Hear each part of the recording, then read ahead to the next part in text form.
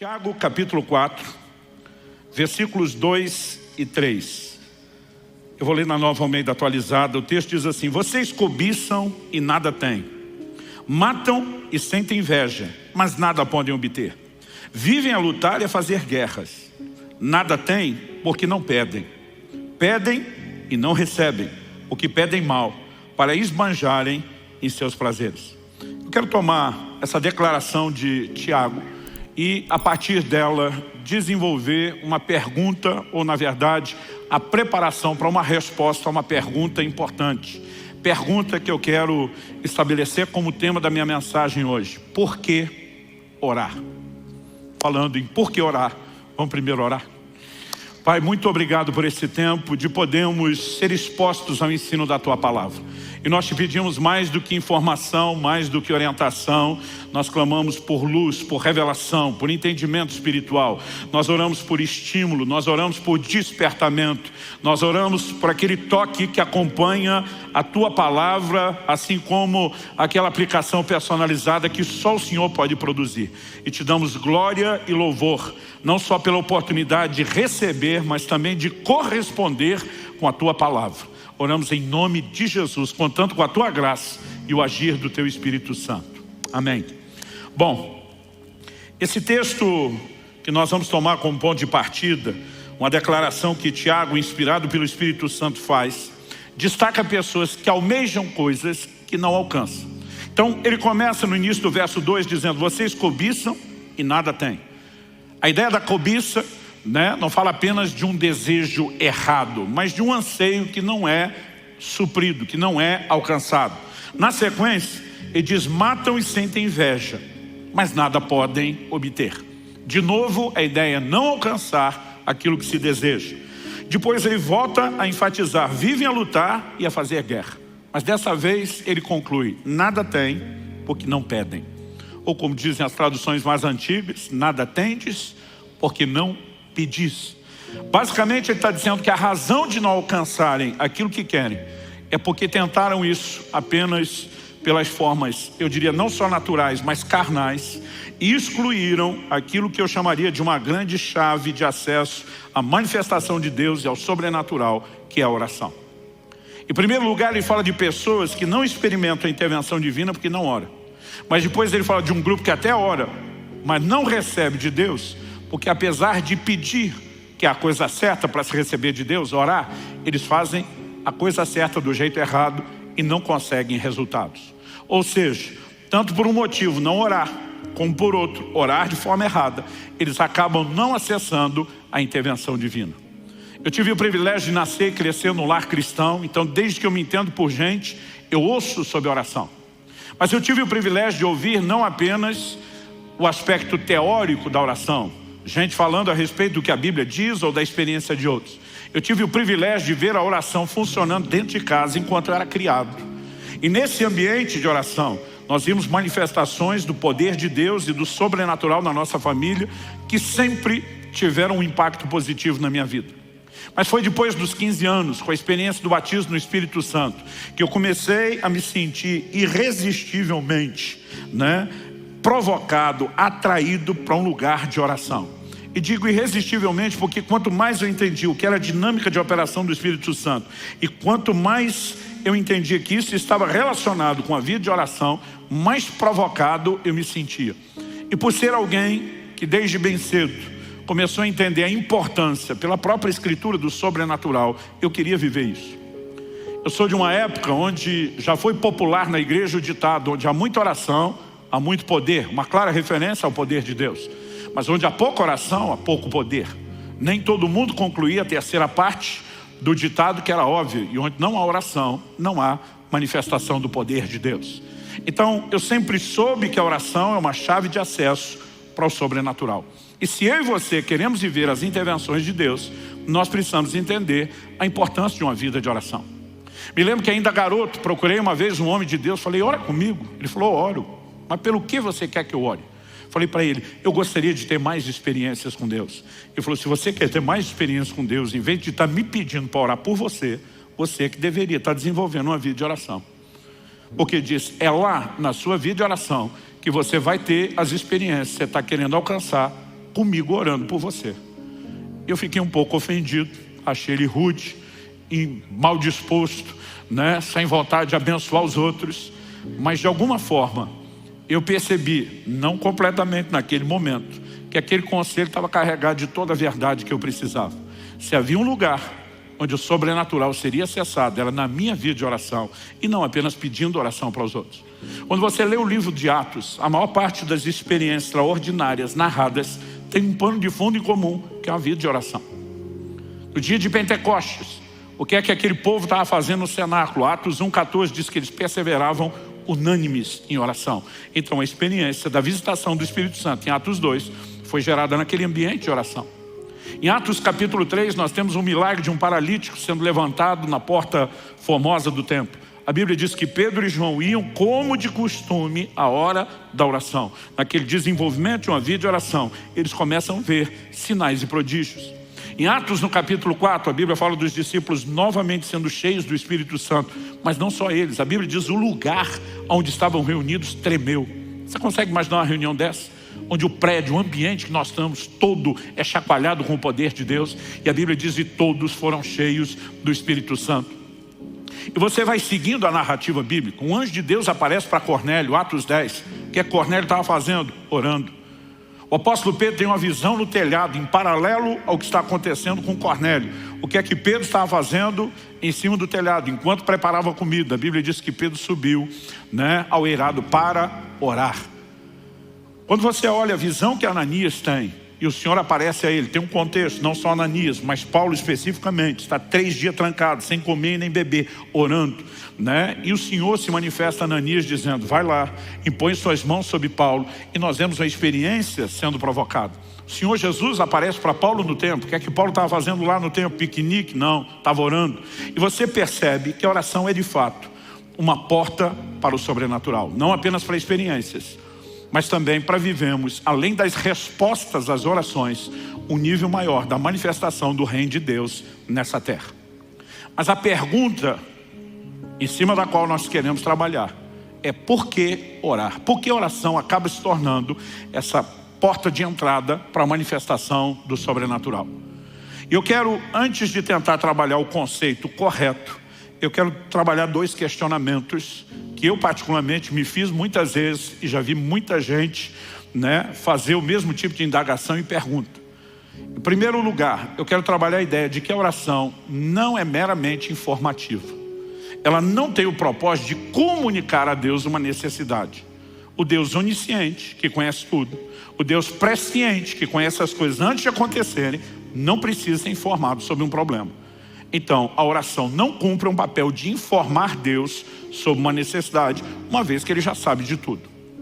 O segundo questionamento diz respeito à vontade de Deus.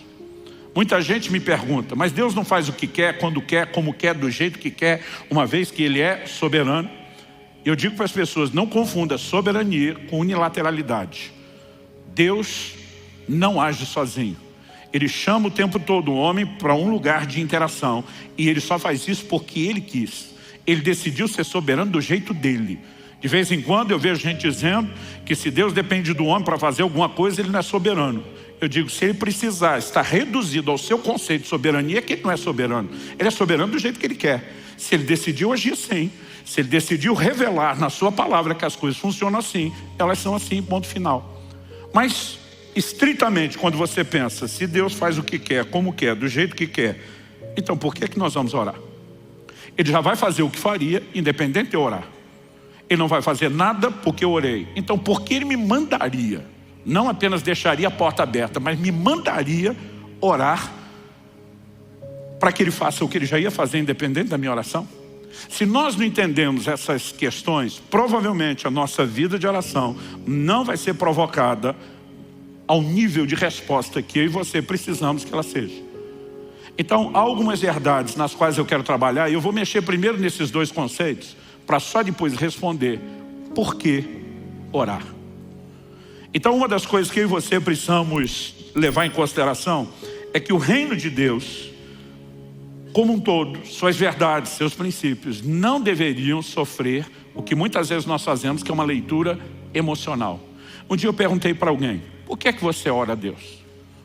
Ela falou, eu oro a Deus porque Deus pode fazer qualquer coisa. Eu falei, mas o fato dele poder não significa que ele vai fazer. Uma pessoa rica pode dar muito dinheiro para uma pessoa pobre, em necessidade. Mas o fato de que ele pode não significa que ele vá fazer, a menos que ele queira. Eu falei, então apenas acreditar que Deus pode não leva a mim e a você, provavelmente, a nenhum lugar prático, a menos que a gente entenda que Ele queira. Então a oração, ela precisa nos levar além do entendimento de que Deus pode agir. Nós precisamos compreender que o Deus que nos mandou orar tem prazer em responder orações e decidiu usar essa forma para que Ele pudesse se mover e realizar coisas extraordinárias na terra. Quando eu e você entendemos por que orar, nós vamos entender que Deus nos chamou a esse lugar de oração, porque nossas orações são parte fundamental do processo para que o sobrenatural se manifeste na terra. E aí nós começamos a entender que o Deus que nos chamou a orar não apenas pode, mas Ele quer responder, e isso já faz toda a diferença. Mas vamos em parte, vamos construir isso, com uma coisa de cada vez. Eu disse antes que muitas vezes a nossa leitura é emocional. Outro dia eu falei para alguém, por que você está orando por algo? Ela falou, não, porque Deus sabe que eu preciso. Eu falei, mas se Ele já sabe, por que você está falando para Ele? Eu vi que a pessoa ficou quieta, ela falou, não pensei nisso antes. Ela falou, mas Ele me ama. Eu falei, mas Ele te ama antes de você orar. E se Ele não fez nada antes de você orar, por que você acha que Ele vai fazer depois? Mas eu estava tentando ajudar essa pessoa a pensar um pouquinho mais e sair fora só daquela esfera emocional. E eu tive que parar a conversa, porque em vez de ajudar a fé dela a crescer, eu vi que eu estava levando essa pessoa para o lugar de incredulidade. Eu falei, não estou falando dessas coisas como se eu não acreditasse. Eu acredito, eu tenho vivenciado isso. Só quero te ajudar a entender a mecânica, a dinâmica que está por trás da vida de oração. Então, algumas coisas que eu e você precisamos entender é que o reino de Deus, em tudo, na sua expressão, é baseado, é constituído de leis que o próprio Deus estabeleceu. Tratam-se de leis espirituais. Essas leis regem, assim como Deus criou leis físicas que regem a natureza. A lei da gravidade é uma delas. E mantém todas as coisas no seu devido funcionamento. O reino espiritual tem leis que o Criador estabeleceu. E nós precisamos entendê-las para que a gente possa se mover de forma adequada dentro do reino de Deus, não com mero conceito emocional, mas com consciência, com revelação bíblica. Então, a primeira questão é que nós precisamos jogar fora dessa equação a ideia de que oração é informativa.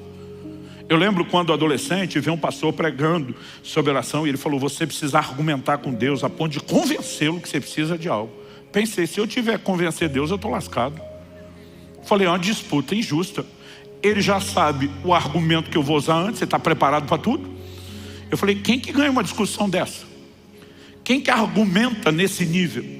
E eu percebi que embora a tentativa daquela pessoa fosse boa, a intenção fosse boa, muitas vezes algumas declarações que transformamos de uma forma absoluta, elas não são bem assim. Eu e você precisamos entender que o propósito da oração não é informar Deus. Jesus diz em Mateus capítulo 6, quando no Sermão do Monte está ensinando sobre oração, ele diz, versículos 7 e 8, e orando, não usem vãs repetições como os gentios, porque eles pensam que por muito falar serão ouvidos. Não sejam, portanto, como eles, porque o Pai de vocês sabe o que vocês precisam antes mesmo de pedirem. Ou seja, antes de você pedir, Deus já sabe o que você precisa. Então, na hora que você pedir, Jesus não está dizendo para não pedir. Quando você olha o texto, ele está justamente dizendo, quando vocês orarem, orando, ou seja, é para orar, mas ele está dizendo, o propósito da oração não é informar Deus. Pastor, o senhor está dizendo que a gente não deveria repetir a oração? Não é isso que Jesus está falando.